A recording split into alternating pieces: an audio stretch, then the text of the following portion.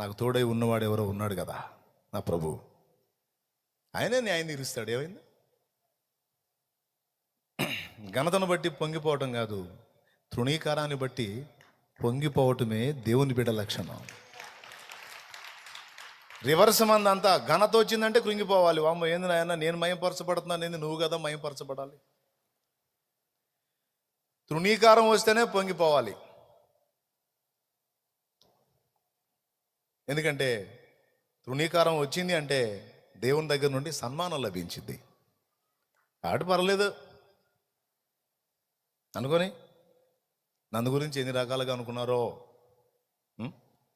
జోకులు వేసుకున్నారు, ట్రోల్ చేసుకున్నారు, ఎగతాళిగా మాట్లాడుకున్నారు.